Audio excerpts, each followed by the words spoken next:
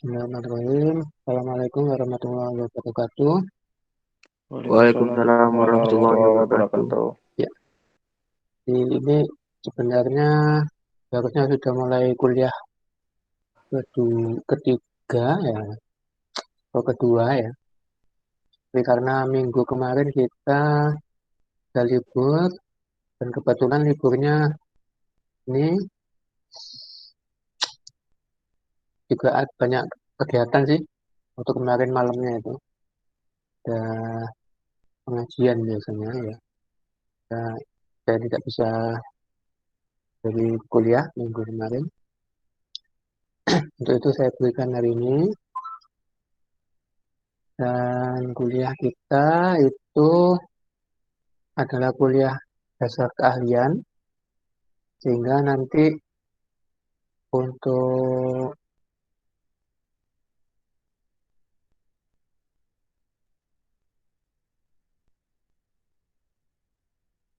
ini bagi mahasiswa yang mengambil itu kita belajar itu mulai dasar. Jadi itu tentang lalu lintas dan biasanya antara lalu lintas dengan desain kerasan itu banyak yang sering tumpang tindih ininya apa pengertian yang mereka tangkap, mahasiswa tangkap. Ya. Jadi di sini kalau kita ngomong tentang lalu lintas itu pergerakan kendaraan. Sehingga yang kita hitung itu hanya kendaraan yang bergerak itu aja. Entah dia bobotnya berapapun, asalkan lewat di situ ya kita analisa. Kalau misalnya sampai macet, itu bukan karena bobotnya, tapi karena ini jumlahnya kan ya. Nah, beda dengan nanti kalau setelah kuliah ini tahun depan ada mengambil rekayasa kekerasan jalan, itu yang dihitung ketika Anda melakukan survei itu adalah sumbu as kendaraannya, sumbu as kendaraannya. Jadi akan ada perbedaan bila yang lewat itu sepeda motor, mobil, pribadi, sedan, atau yang berbentuk MPV, ya. Lalu ada juga yang pickup, angkut barang ya, itu akan beda-beda. Nanti beda lagi dengan yang jenisnya truk.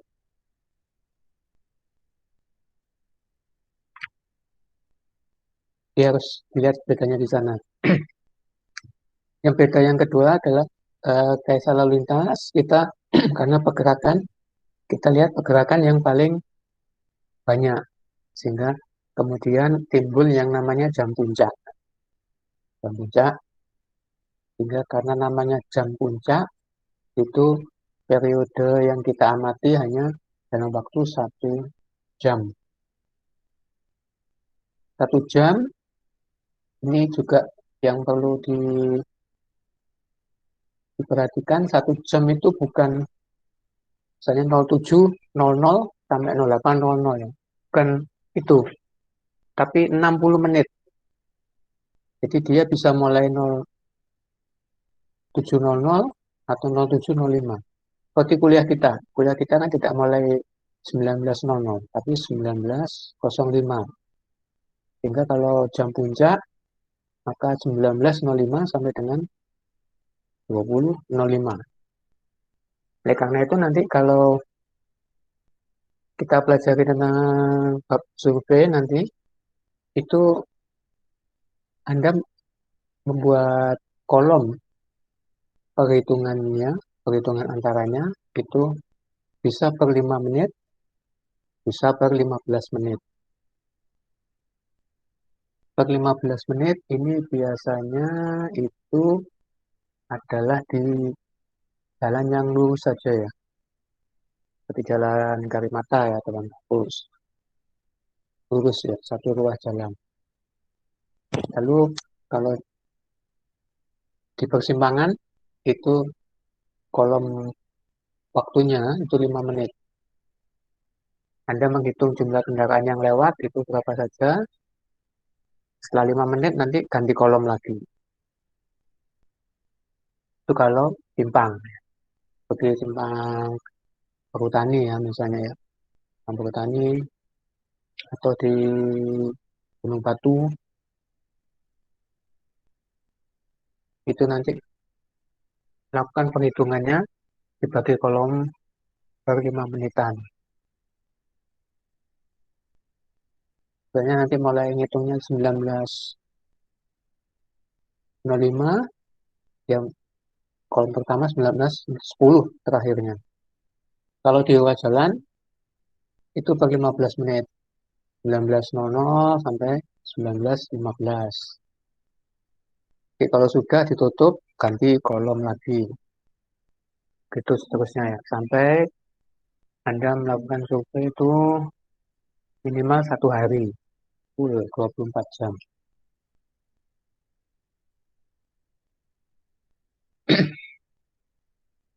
Jadi biasanya hanya dua itu saja ya kekeliruan yang sering eh, apa kalau hanya itu saling karena mirip-mirip. Tapi sebenarnya juga bukan. Kalau dilihat dari filosofinya itu berbeda. Yang satu tentang pergerakan, sehingga namanya lalu lintas. Yang satu tentang kekerasan, sehingga yang dihitung bobotnya. Ya, ya. Ada yang masuk ya.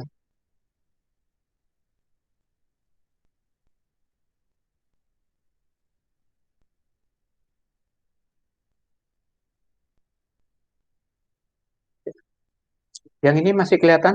Yang saya tampilkan ini? RPS? Kelihatan, Pak. Kelihatan, Pak. Ya,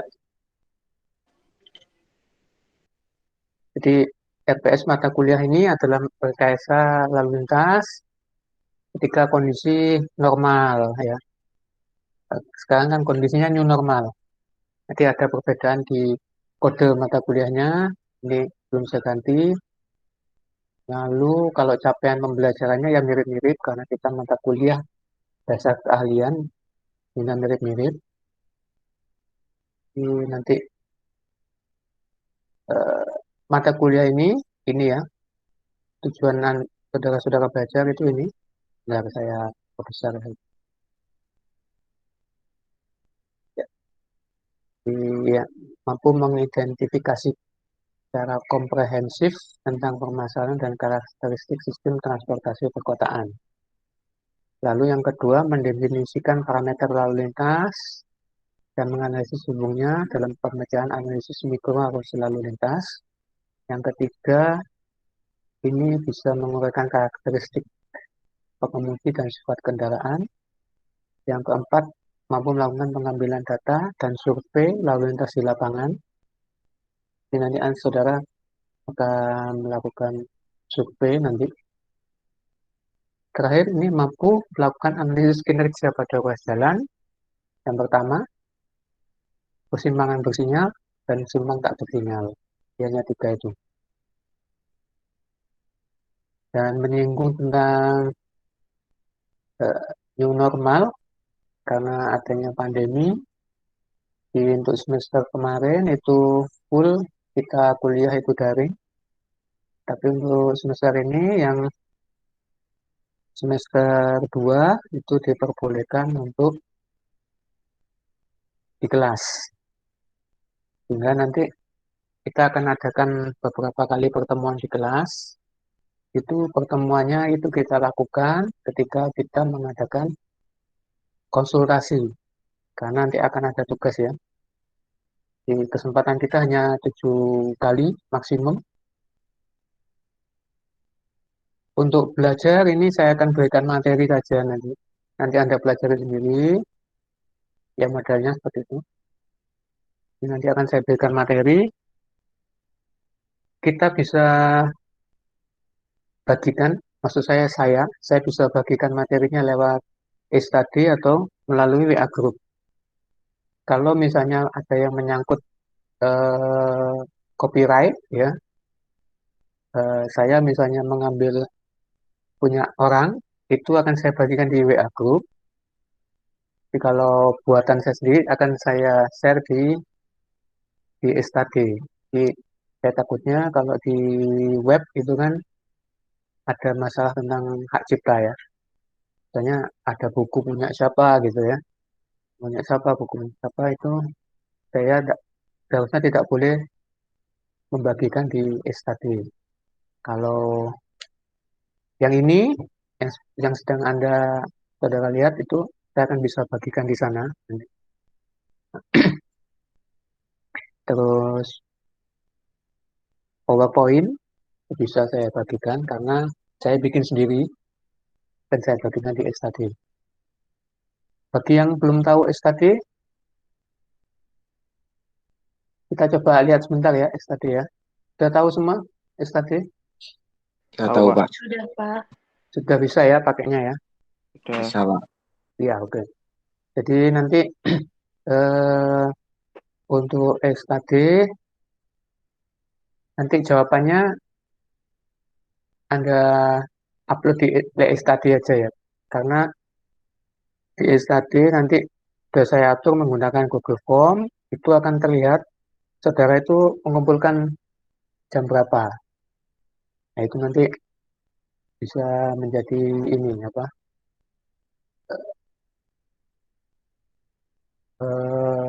Catatan ya, bisa menjadi catatan mengenai apakah saudara layak untuk dinilai atau tidak. Di nanti saya harap saudara itu melihat petunjuk yang saya berikan di WA Group dan yang ada di study. Misalnya mengenai ini ya, tenggat waktu pengerjaan tugas. Ada tenggat jam, selalu akan saya berikan tenggat. Jangan sampai lebih, jangan sampai melebihi. Pengalaman yang sebelum-sebelumnya, karena kondisi pandemi, jadi karena apa, kita sudah bisa hidup sehat dan waras itu sudah anugerah, maka ketika Anda bisa mengerjakan dan mengumpulkan itu sudah saya nilai. Di pengalaman kemarin, kalau mengumpulkan itu pasti bagus nilainya sudah. Dan langsung saya nilai bagus. Tapi ya tetap gitu aja. Yang saya heran, kok ya masih ada yang nggak mengumpulkan. Ini saya nggak bisa berkomentar tentang itu. Jadi saya harapkan eh, kelas ini bisa ini ya keep up dengan jadwal. Karena kita nanti ada luring, jadi mungkin nanti sedikit akan saya lihat hasil pekerjaan saudara. Karena kita sempat bertemu tatap muka. Karena pada saat tatap muka itu saya bisa mengadakan eh, asistensi dan konsultasi. Seperti yang saya sampaikan di depan, pertemuan kita di kelas itu menyangkut, misalnya Anda ada kesulitan tentang analisa pada poin yang terakhir ini. Jadi sebenarnya inilah eh, yang bisa kita beri bekal untuk saudara-saudara ya. Kita bisa melakukan analisa kinerja kalau ada jalan. Gitu. Misalnya di depan kampus, kalau kondisi normal itu kampusnya buka, lalu sekolah di depan itu kampus buka juga. Biasanya jam setengah 7 sampai setengah 8 itu macet di depan kampus itu. Nah itu nanti kalau Anda sudah menempuh mata kuliah ini, saya harap Anda bisa melakukan analisa tentang kondisi-kondisi yang serupa seperti itu. Kalau sekarang memang tidak ada yang macet ya, kan? Eh, Ketika saya keliling-keliling di kota Jember itu juga tidak ada yang macet. Ini deskripsinya mata kuliah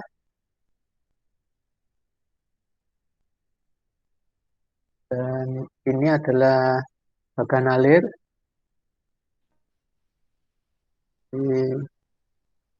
Yang 4 ini nanti akan saya share berupa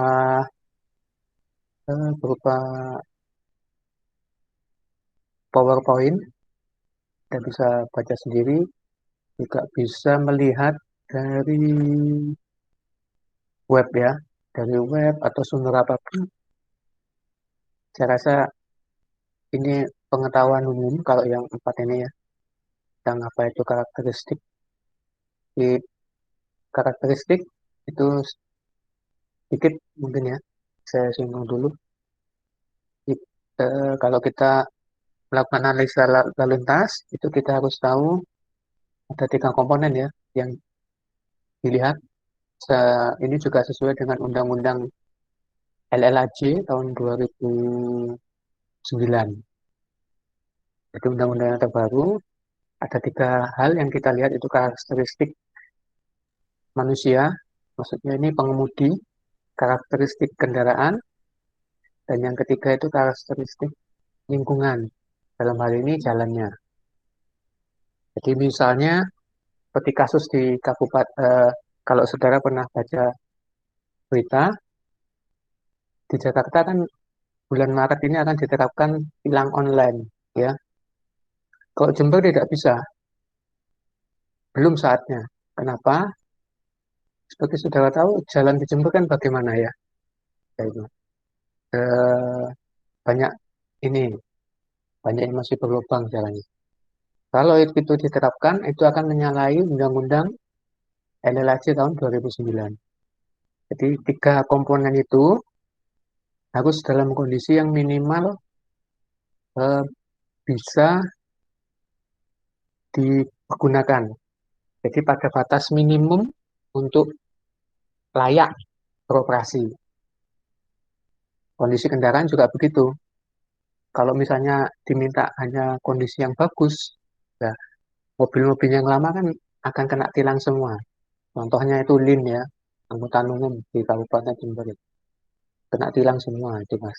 Tahun 80-an itu, 90-an. Lalu kendaraan-kendaraan yang tua-tua. Nah, kalau yang kendaraan yang tua kena tilang, kantor polisinya habis itu nanti, geruduk orang. Nah, itu jadi yang dimaksud karakteristik ini adalah 3 komponen itu tadi dalam batas minimum dia bisa berlalu lintas. Manusia juga gitu ya. Manusia itu kan ada capek, tapi meskipun dia capek kan masih diperbolehkan mengemudi. Ada kondisi minimum. Nah, lalu misalnya kalau capek itu kan anu ya, memang seharusnya berhenti. Ada lagi yang matanya itu ada cacat ya, cacat penglihat, tidak bisa melihat jarak jauh, kan harus pakai kacamata. Tapi kan masih boleh mengemudi, tapi pakai kacamata. Nah, itu batas minimum.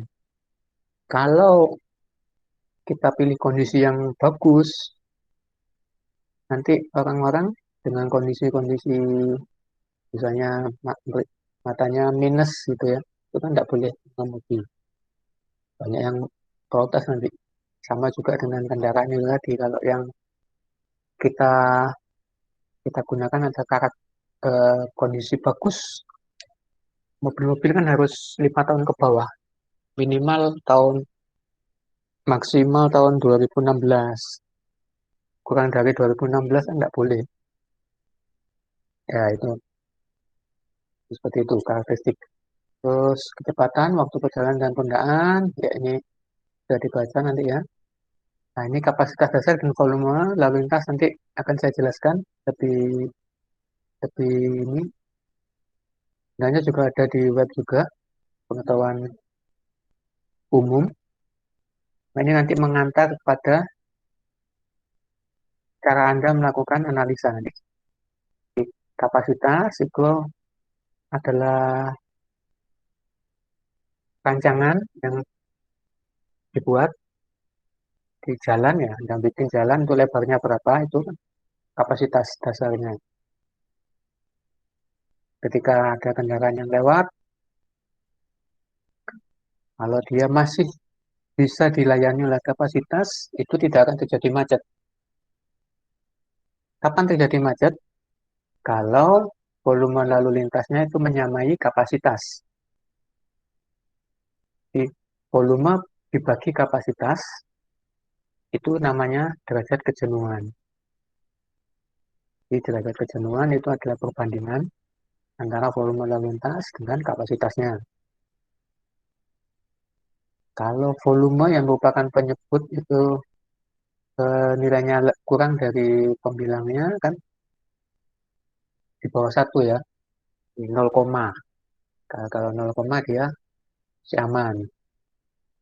Kalau sudah sama, ini bahaya. Apakah kita harus menunggu sampai dengan 1? Tidak, karena 0, di atas 0,75 itu sudah ada kemacetan biasanya. Sehingga ketika sudah mencapai angka itu, kita sebagai engineer lalu lintas itu sudah turun, lakukan analisa gimana caranya biar ini lancar lagi. Nah, kalau yang saudara lakukan, ini saya singgung lagi di sini ya, capaian pembelajaran. Ini kan, ini Anda hanya dituntut untuk bisa melakukan analisis secara mikro lalu lintasnya. Mikro ya, ini perlu dicatat. Mikro ini artinya, misalnya nanti Anda bisa mengatasi masalah yang ada di depan kampus Unmu Jember. Di kemacetan yang terjadi ketika pagi hari atau jam puncak itu Anda bisa atasi. Nah, caranya gimana cara Anda? Saya bikin Pak, bikin cara biar orang yang tidak ke Unmu dan tidak ke SD itu pada jam itu tidak lewat sana. Oke, tidak apa-apa. Karena analisis mikro, kendaraannya tidak lewat sana, berarti kan akan membebani ruas jalan yang lain. Nah, itu Anda tidak diwajibkan untuk menghitung dampaknya ketika Anda membebani ruas jalan yang lain. Kalau yang itu namanya makro sudah. Jadi kalau misalnya tadi arus lalu lintasnya kita pindah, itu akan makro. Kita melihatnya secara besar ya, gambarannya yang besar. Eh, Kota Jember misalnya,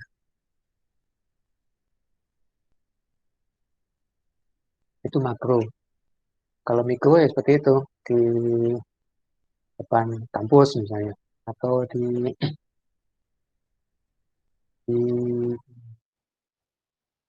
ini jalan pacet. Ini ya tuh di Pasar Tanjung, ya, Pasar Tanjung. Kalau Anda atasi gimana caranya? Selesai. Tapi ternyata Anda hanya membagi kemacetan.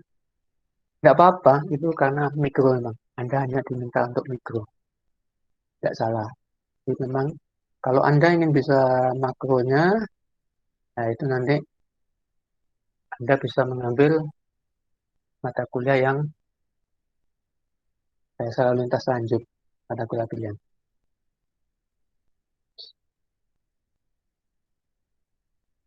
Oke, kita balik lagi ke bagian alirnya.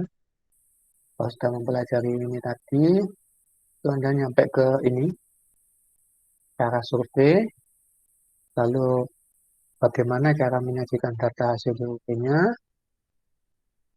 Nah, ini intermezzo, memang harus kita berikan alat kontrol ya namanya, perangkat pengatur lalu lintas. Jadi, biar apa, karena terlalu mahal bila kita menempatkan aparat untuk mengatur lalu lintas, sehingga biasanya kita tempatkan alat lalu lintas. Nah, pengatur lalu lintas itu apa? Marka, ya pertama. Lampu lalu lintas, rambu, itu, udah itu ya. Dan ya, ini tadi kinerja ruas jalan itu di sini ya, ruas jalan perkotaan dan luar kota. Lalu simpang itu di sini, itu simpang businya dan tak businya. Dan yang ini tambahan ya, dan ini kebetulan ada di MKCI, saya berikan. Hanya Anda sekedar tahu saja, setelah itu sudah selesai. Kita selesai. Untuk perpustakaannya seperti ini. Ini perpustakaannya. Lalu nanti akan saya berikan tambahan-tambahan. Seperti nanti akan saya share manual kapasitas Jalan Indonesia tahun 97 dan juga nanti saya cari dulu ya untuk pedoman kapasitas Jalan Indonesia 2014. Ini yang kita pakai nanti yang PKJI 2014, yang MKJI 97 itu Anda baca saja, Anda copy apa kita masih perlu MKJI 97 karena di MKJI 97 itu penjelasannya lebih lengkap daripada PKJI 2014. Di MKJI karena itu aturan pertama kali yang ada, sana itu lengkap filosofinya, ya Anda bisa baca itu. Di PKJI 2014 itu sudah tidak ada lagi filosofinya. Dianggapannya itu sudah versi lanjut dari MKJI 97, versi advance. Dianggap usernya itu penggunanya sudah paham cara menganalisa. Ini untuk yang pertemuan ya, pertemuan ini nanti ada sedikit ini perubahan karena kita ada kombinasi daring dan luring. Oh iya, ini mengenai istilah daring dan luring ini saya juga agak lucu ya. Kenapa yang normal itu kok diberi nama luring luar jaringan? Kenapa yang seperti ini itu ada namanya seolah-olah normal daring? Harusnya kan kalau kita tatap muka itu ya kuliah kuliah normal itu istilahnya, bukan luring. Kalau pakai istilah luring kan berarti yang di kelas itu tidak normal. Berarti. Cuma ya memang ya seperti itulah, tidak apa-apa. Yang penting Anda bisa paham nanti mengenai istilah itu ya kita ikut aja sudah. Yang penting Anda masih mendapatkan materi, masih bisa mengerti, masih bisa bertanya dengan dosen. Sudah, seperti itu aja. Sudah cukup saya rasa. Hmm. Ya baik Pak.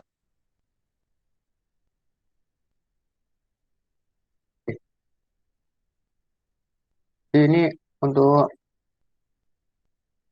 yang ini namanya kita sampai dengan yang ini adalah kontrak perkuliahan ya. Di kontrak perkuliahan nanti UAS dan UTS itu tetap ada, cuma nanti bentuknya akan akan saya ini lagi, saya gali lagi karena kita sekarang kebetulan ini merupakan kurikulum kampus Merdeka Belajar. Ini nanti karena ini baru penerapan pertama sehingga mungkin tidak bisa on time ya untuk karena kilat ini apa itu dalam waktu kurang dari setahun kita harus belajar segala sesuatunya menyiapkan nanti semoga bisa lancar untuk kuliahnya. Oke, ini saya stop sharing dulu. Saya mau ganti.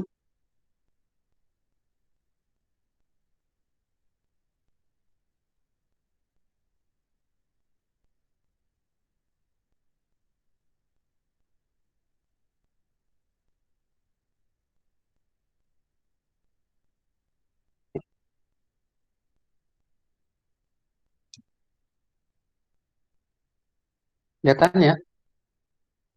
Kelihatan, Pak. Kelihatan, Pak. Kelihatan, Pak. Ya. Jadi ini normanya kalau yang lama ini akan seperti ini. Ini outline pembelajarannya tadi yang ada di itu tadi apa di bagan alir, lalu ini referensi yang dari saya, agak berbeda dengan yang ini. Ini yang lama ya kontrak perkuliahan. Jadi praktikum itu adalah survei. Nanti Anda lakukan survei karena jumlah Anda cuma 6, nanti kita pakai model ini saja yang bisa fit cocok ya untuk kondisi saudara yang cuma 6 orang. Ya, ini pembobotan perkuliahan dan penilaiannya. Di penilaian untuk kehadiran itu pasti yang akan saya beri nilai cuma 5%. Lalu SUAS seperti itu, ada laporan praktikum. Ini laporan hasil Anda survei laporan praktikum. Dan nanti laporan praktikumnya itu berupa ini. Kalau rekayasa lalu lintas, itu hasil analisa saudara. Jadi, Anda survei sendiri, lalu menggunakan PKJI untuk menganalisa, sudah selesai. Jadi tahap Anda cuma sampai menganalisa. Kalau misalnya hasil analisa itu kinerjanya buruk, ya tidak apa-apa, tahap Anda hanya menganalisa. Anda tidak melakukan optimasi, belum waktunya di sini. Jadi optimasi itu dilakukan untuk yang sudah mengambil mata kuliah dasar lalu lintas lanjut. Ya. Ya. Tidak perkuliahan ini silakan ya. Jadi, asalkan jangan tidak pernah hadir sama sekali. Kalau tidak pernah hadir sama sekali ini kan berbeda dengan yang tidak hadir beberapa kali saja ya. Ya. Ini pedoman saja untuk penilaian. Ini kalau misalnya nanti ujian ya, saya tidak pernah ujiannya itu pilihan ganda, jadi selalu esai. Usahakan ketika menjawab itu jangan kosong, karena nanti kan ujian itu Anda tulis, karena ujian kita pakai daring, metode daring, Anda bisa ketik pakai Word, lalu diubah jadi PDF, atau Anda bisa tulis di kertas, lalu Anda foto, Anda jadikan PDF. Nah, ketika Anda menjawab itu tadi, jangan kosong. Kalau kosong ini nol. Asalkan ada isinya, itu akan saya beri nilai 20. Ya, kenapa 20? Ya ini apa ya, saya sodako lah ya nilainya tak kasih juga 20%. Cuma ini masih jauh di bawah nilai minimum D. Jadi, ya Anda harus berusaha untuk bisa sampai D. Jangan ini, menulis ulang pertanyaan. Terus ada 4 kondisi yang biasanya ada itu. Di Anda itu menjawabnya salah, tapi kerangkanya benar. Jadi biasanya kalau orang teknik itu kan ada urutan menjawab. Urut-urutannya itu betul, tapi pada masing-masing analisa itu ada yang salah. Mungkin terjadi salah itu karena kalau tahun kemarin itu salah ngerpek ya, jadi sehingga karena cepet-cepetan itu banyak nulisnya salah. itu akan saya nilai 55%. Lalu ada yang kerangkanya benar dan jawabannya benar tapi nggak selesai. Nah, ini juga ada yang seperti ini, benar-benar semua. Tapi begitu nyampe di belakang itu hasil akhirnya nggak ada. Ya kemungkinan besar ini juga yang dicontoh itu sudah mengumpulkan jawabannya. Jadi ketika yang ngerpek itu ngerpek, nah ini jawaban akhirnya nggak sampai karena sumber sumber hoaxnya itu sudah mengumpulkan. Kelas itu biasanya ada yang penyebar hoax gitu ya, sumber hoax. Jadi saya harapkan Anda tidak usah percaya dengan itu, kerjakan sendiri saja, karena ini ada opsi yang seperti ini ya. Hmm, ini kan angka benar, jawaban benar tidak usai 65 ya. Lalu misalnya Anda jawaban terakhirnya betul, tapi yang di atas atasnya itu enggak urut, itu juga sama nilainya 6. Tapi kalau dua opsi di atas ini Anda lakukan, tapi Anda ini mengerjakan dengan kerjakan sendiri, itu nilainya saya beri lebih besar 15, 60, 80, besar 15% ya. Kelihatan kok yang mengerjakan sendiri sama yang eh, percaya dengan hoax itu kelihatan. Saya katakan hoax karena yang sumbernya itu belum tentu betul. Hmm, Sumber hoaxnya ya itu jangan dipercaya 100%. Yang pasti kalau betul dan angka betul ya 100. Nah, untuk yang praktikum seperti ini contoh contoh kasus untuk penilaian dan akhir. Mungkin saudara mendapatkan nilai di ujian itu buruk ya. Ini, nah tapi ya praktikumnya itu bagus. Kalau Anda juga selalu masuk, kan kalau selalu hadir 5%, kita kalikan 100, terus UTS tadi 30% kali 40, lalu UAS tuh, oh ini 40% ini ya, 40%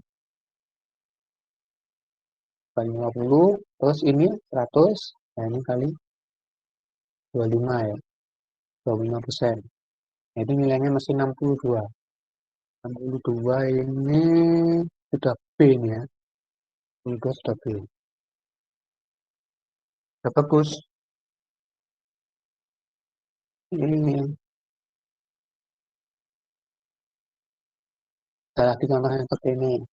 Yang nilai UTS UAS-nya B dan B plus, tapi praktikumnya kurang bagus. Sama hasilnya ya, sama hasilnya. Lalu, lah ini, jadi mungkin nanti ada yang biasanya protes ke saya itu, Pak, saya sudah ngerjakan tugas, Pak. Pak, saya sudah ikut UTS, saya sudah ikut UAS. Ya, ya semua juga gitu, kan tapi ada nilainya. Ikut UTS, ikut UAS, kalau jawabannya terus ulang jawaban kan juga nilainya kecil. Ini hasilnya seperti ini. Jadi nanti Anda kalau melihat nilai itu Anda bisa lihat, saya itu pasti ada komponen-komponennya. Saya bisa lihat. Tidak hasil akhir, tidak nilainya ini yang terakhir ini aja yang saya tulis, tapi ada komponen nilainya. Anda bisa cari nanti di SIA, itu kelihatan saya dapat nilainya berapa saja. Buat saya stop sharing dulu. Ini agak kejar tayang. Oh iya, mungkin ada yang mau ditanyakan, silakan, nggak apa-apa. Mumpung masih kuliahnya masih nyantai, tentang kuliah mungkin.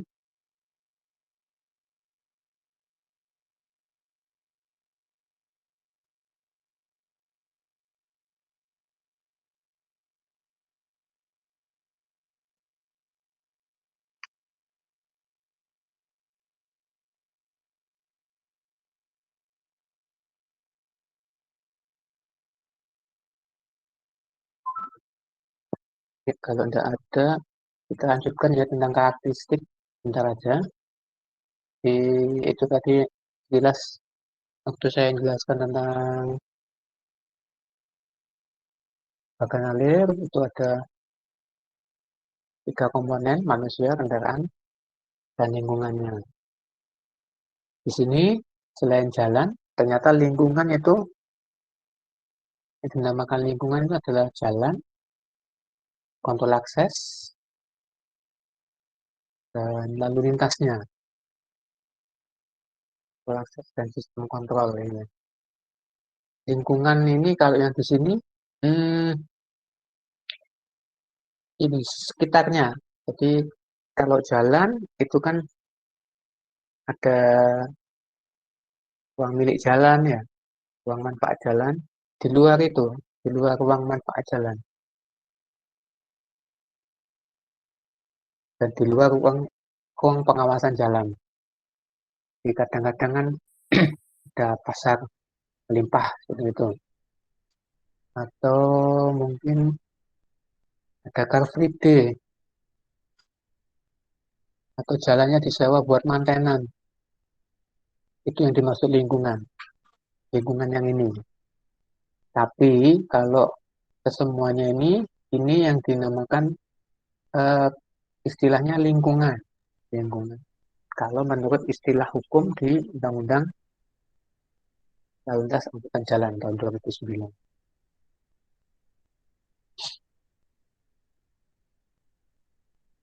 Ini ya semua sudah tahu ya. Karakteristik manusia itu ada eksternal, ada internal, fisik, ya, psikologis. Fisik tadi sempat saya singgung itu capek ya misalnya atau sakit. Ya sebaiknya kalau kondisinya fisik kan anu apa bisa istirahat dulu. Ya kalau sakit ya jangan mengemudi kan seperti itu. Kalau eksternal ya mungkin karena ini apa eh, kilatan sinar matahari misalnya. Udah mungkin silau ya. Nah itu kacanya dikasih film, ya kaca film mobilnya. Atau Anda pakai ini kacamata hitam, nah, itu eksternal. Untuk faktor fisik yang tetap seperti ini, pendengaran, ya, penglihatan, kekuatan, kemudian daya judgment power daya putusan ya. Kemudian reaction time ini Anda lelet atau enggak ini reaction time ini. Visual itu penglihatan yang tadi, kalau minus kacamata ya. Kalau misalnya mungkin ada yang apa kurang vitamin B seperti rabun ayam gitu ya, jangan nyetir sore-sore ya. Hearing ya, ini juga perlu ya. Kalau misalnya nggak bisa mendengarkan dengan baik, jadi khusus di pengemudi itu jendelanya diturunkan dikit. Kadang-kadang untuk kendaraan yang bagus itu ya, ketika kita tutup pintu, sama sekali nggak kedengaran yang di luar. Ya ini bagus untuk penumpang, tapi kalau untuk pengemudi ini ya kalau kendaraannya Fortuner itu ya gede-gede. Kalau kendaraannya pas yang kecil kan bahaya itu. Kalau kita nggak bisa mendengar. Lalu strength ya ini kaitannya Anda endurance ya kekuatan Anda mengemudi. Nanti itu ya kalau lagi kurang kurang fit ya jangan mengemudi dan jangan juga dipakai doping ya, kayak doping kopi ya boleh lah. Kalau yang kayak apa, minuman energi itu, wah nanti dulu. Kalau Anda minum itu nanti Anda ada dampak lanjutan. Lalu keputusan judgment power itu kaitannya, nah ini ketika Anda ini mau tikungan gitu ya, mau belok gitu ya. Terus reaction time ini kaitannya ini, Anda cepat nggak itu ganti gigi kalau ada sesuatu.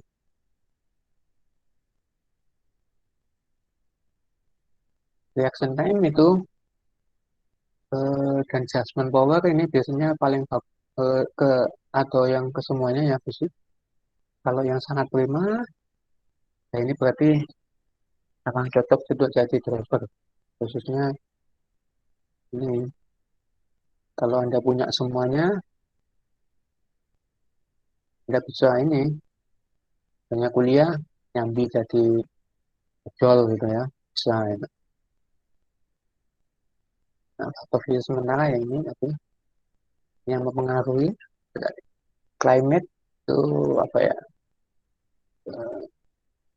cuaca, season itu iklim ya, waktu, itu tadi ada yang mungkin ada karena waktu kecil nggak suka makan ini vitamin B ya ini rabun ayam ya. Jadi malam nggak bisa nyetir gitu. Nah, ini bisa dibaca sendiri nanti ya. Nah, ini kaitannya biar itu adalah sebuah metodologi untuk kita bisa tahu waktu reaksi dari pengemudi. Ini waktu reaksi itu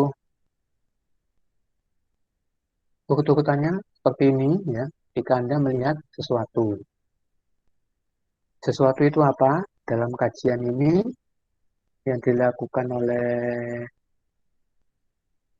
IHCM itu punyanya Amerika ya.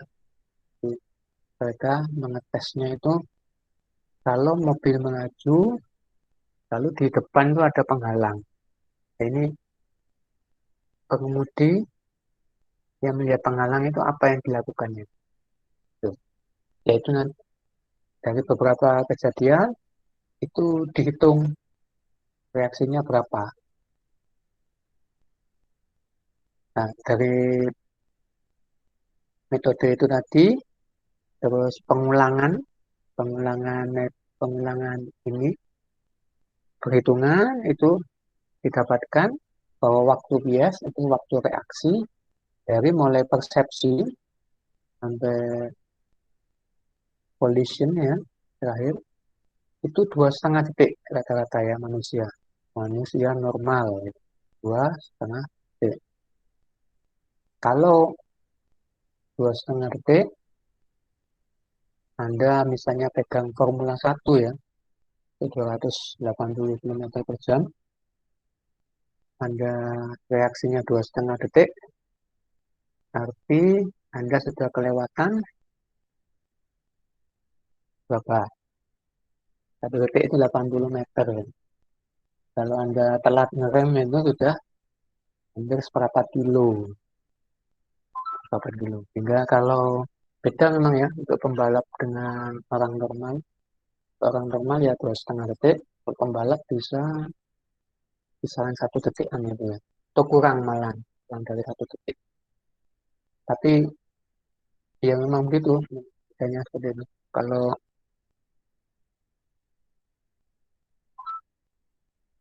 yang kita pelajari itu yang manusia normal yang 2,5 detik itu. Jadi kalau kita mau bikin sistem kontrol untuk lalu lintas, ya yang kita anggap itu yang orang banyak ya, yang banyak kan 2,5 detik itu tadi. Kita bikin yang 1 detik, ya ini nanti yang apa reaksinya lambat kan ya kasihan nanti ya. Contoh misalnya di lampu merah ini. Lampu merah ya kalau yang niatnya balap itu kan merah kapan hijau kan cincin ditunggu gitu. Langsung hijau langsung berangkat. Dret. Gitu. Nah, kalau yang reaksinya lambat misalnya lampu hijaunya cuma dibikin 5 detik ya dia selalu terjebak lampu merah nanti kan gitu sehingga yang kita lihat kan yang orang banyak 2,5 detik di waktu PF itu nanti Anda bisa baca di internet ya PF itu perception intellection E-nya F-nya volation ya sehingga 7 kondisi ini adalah semua itu PF ya kondisi ini PF dan totalnya itu 2,5 detik. Dan perlu diingat bahwa ini adalah hasil tahun 75 ya, 75. Sampai sekarang ya tetap 2,5 detik. Entah itu ada HP, ya tetap 2,5 detik. Jadi ketika ada HP atau kita mengemudi menggunakan Google Map atau Waze, ya Waze itu ya Anda yang ditilang.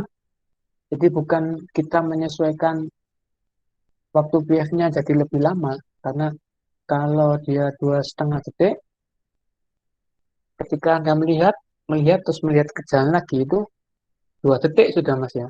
Anda melihat ke sini 1 detik, melihat ke HP 1 detik, dari HP ke jalan lagi itu 1 detik.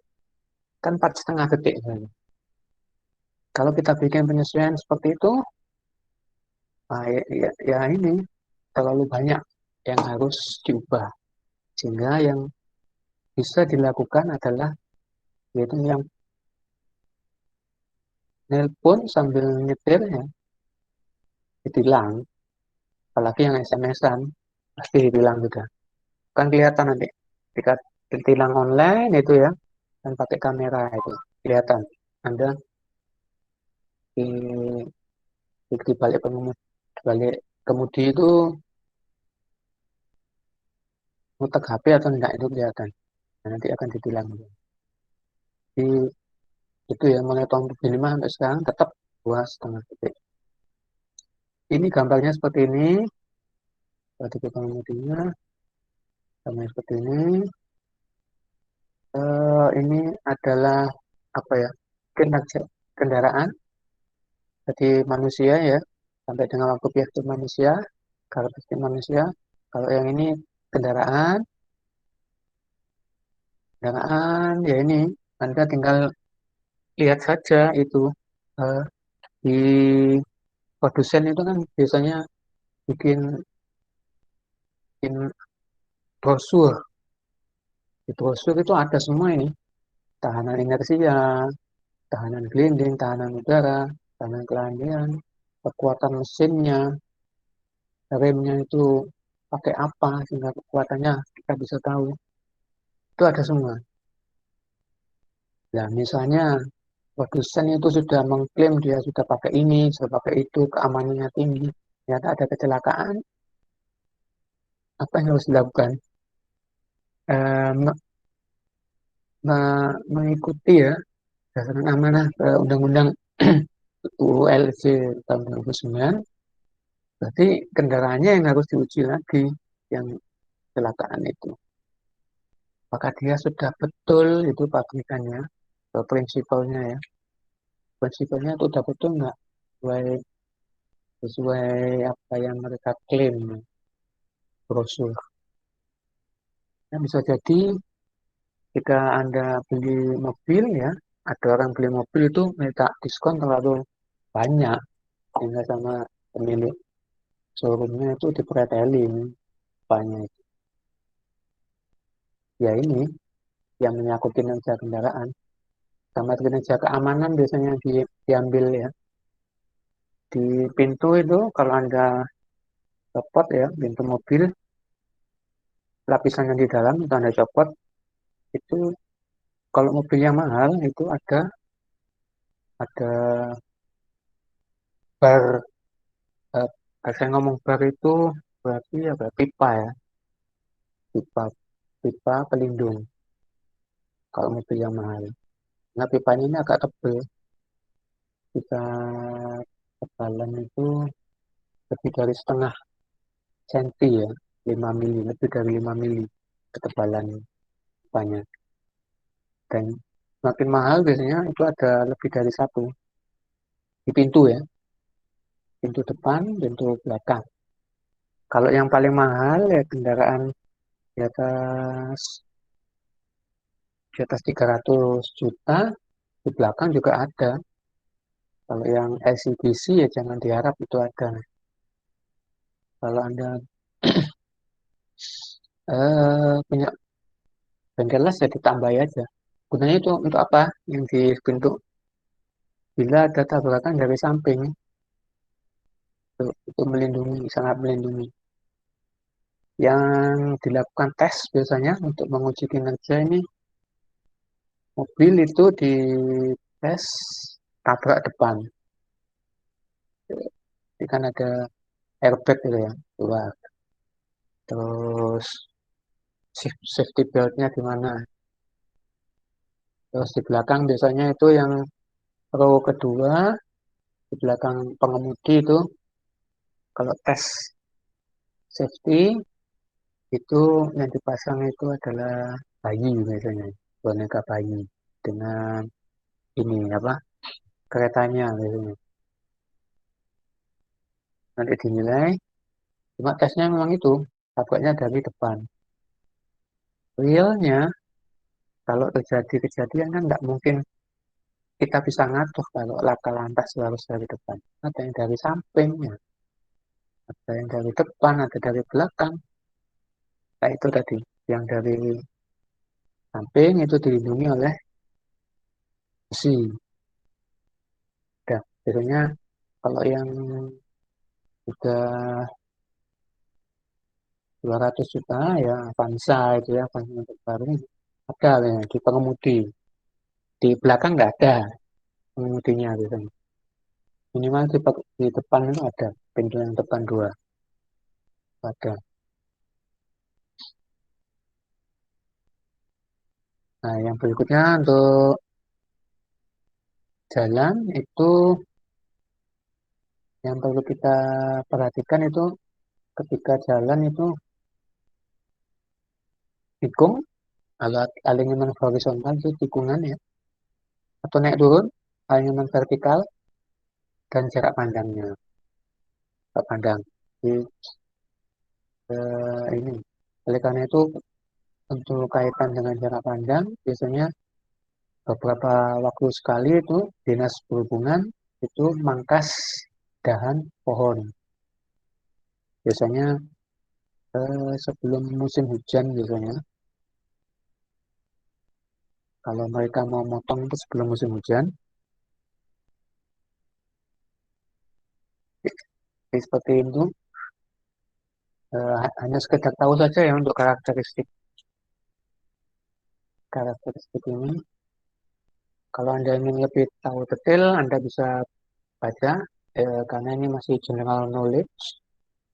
Anda baca di internet pun juga bagian besar akan vibe-nya sama ya, dan sama.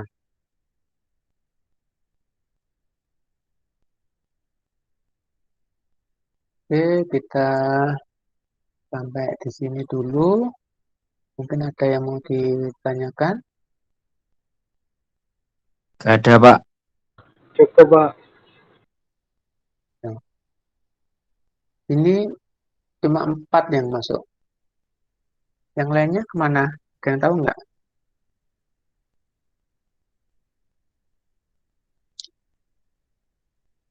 Kurang tahu ya, Pak. Oh ya, sudah tidak apa-apa. Eh, ini semuanya dari mana asalnya? Bondowoso, Ini Pak. ya dia sebelah Abdi Rama Putra Bondowoso. Yang lainnya? Jember, Pak. Ya, benar. yang lainnya? Saya Purbalingga, Pak. Jawa Tengah. Oh, berarti ini dari Purbalingga. Iya, Betul, beneran?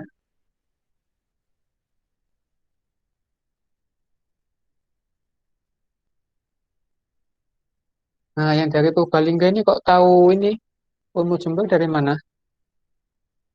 kebetulan sekarang juga kuliah di hukum UNED udah semester 4. Oh, gitu. Semester 4 ya. Oh, double ini ya, mau ngambil dua, no. Ya sudah, nggak apa-apa. Kalau misalnya nanti kuliahnya saya adakan di kelas, misalnya yang panggilnya siapa ini? Anissa Ningrum, Nguro, Hana, Pak. ya? Hana. Oh ya, ya Mbak Hana nanti bisa ini ya, bisa lewat daring juga kalau misalnya nggak bisa hadir. Iya, Pak. Ya, nanti saya akan lakukan hybrid nanti misalnya untuk kuliah dalam kelas. Jadi nanti pun yang kalau Mas Ayub nih dari mana? Ayub, Ayub MNM.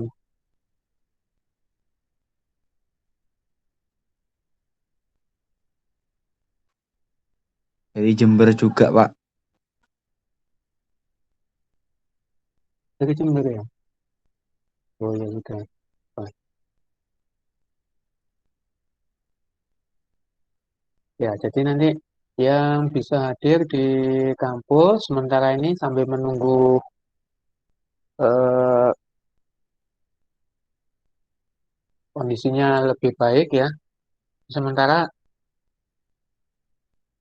yang bisa hadir di Jember itu yang maksud saya yang hadir di kelas itu yang dari Jember saja. Di, kebetulan saya sudah umumkan di WA Group untuk yang kelas pagi bahwa untuk kuliah kalaupun nanti akan ada luring atau di kelas itu yang hadir di kelas itu hanya yang dari Jember saja. Jadi nanti yang lain itu mengikuti menggunakan menggunakan ini. Jadi nanti saya akan hybrid. Saya nanti menjelaskannya yang di kelas itu pakai PowerPoint ya, ditampilkan di kelas itu. Kemudian yang ru- rumahnya luar kota itu nanti bisa pakai Google Meet atau Zoom. Ya, baik, Pak. Ya,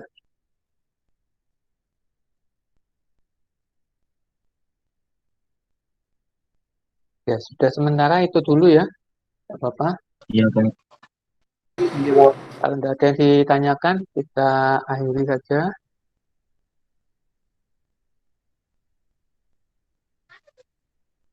Sudah absen semua? Udah, Pak. Ini masih tiga ini. Miftahul belum, Pak. Ya, coba silakan ketik. Ya, belum saya, Pak. Ya, silakan diketik.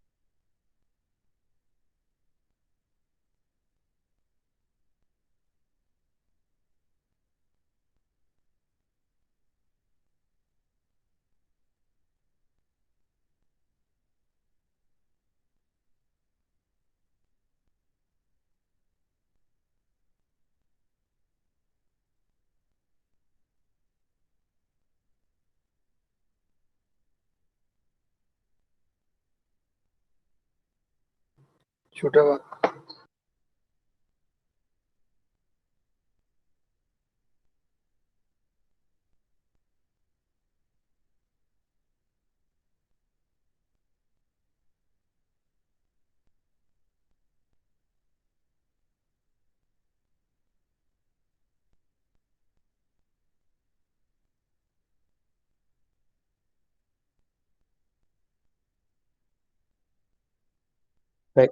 sudah absen semua. Kalau gitu saya akhiri. Alhamdulillahirrahmanirrahim. Assalamualaikum warahmatullahi wabarakatuh. Waalaikumsalam warahmatullahi Waalaikumsalam wabarakatuh. warahmatullahi Waalaikumsalam. wabarakatuh. Silakan bisa meninggalkan ruangan. Ya, baik Pak. Baik, Pak.